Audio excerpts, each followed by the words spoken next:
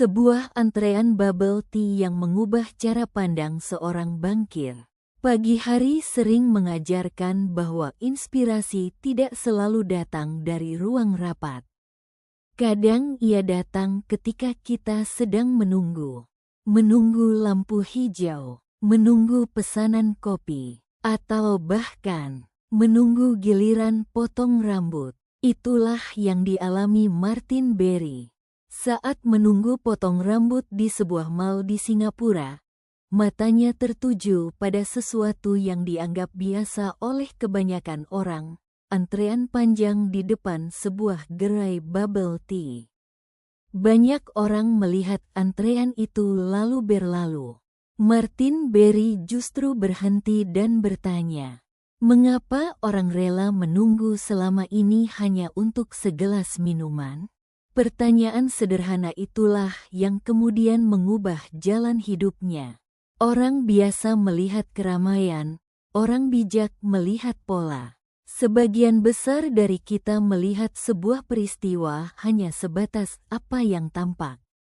Antrean dianggap sebagai kemacetan, keramaian dianggap sebagai kebetulan. Namun orang yang berpikir lebih dalam akan bertanya, apa yang sebenarnya sedang terjadi?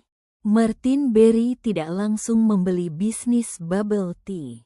Ia tidak langsung mengundurkan diri dari pekerjaannya di dunia perbankan. Ia justru mulai melakukan sesuatu yang jarang dilakukan orang.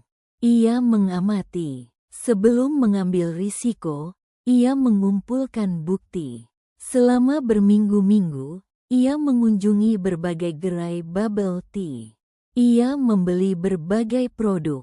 Ia menghitung jumlah pelanggan. Ia mengamati jam-jam ramai. Ia mempelajari siapa konsumennya. Bahkan ia pernah duduk berjam-jam di depan gerai hanya untuk menghitung lalu lintas pelanggan.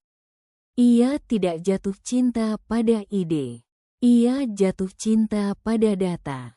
Inilah perbedaan antara spekulasi dan keputusan.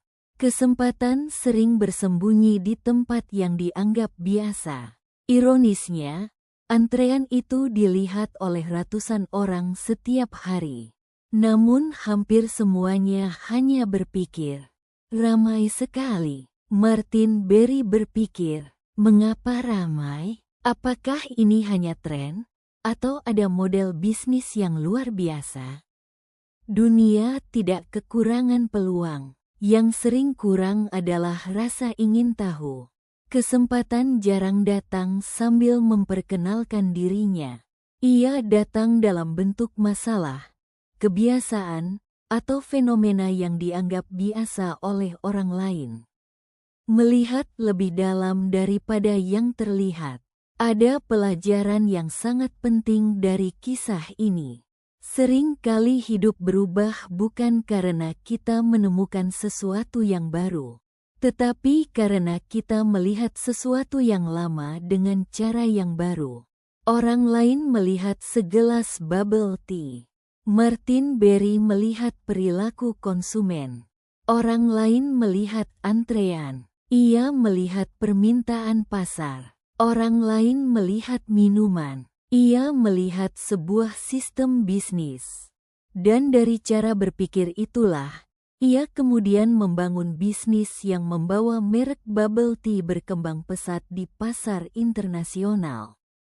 Berlatih menjadi pengamat kehidupan. Mungkin pagi ini kita tidak sedang berada di depan gerai bubble tea. Namun setiap hari, kehidupan sebenarnya sedang memberi kita banyak petunjuk.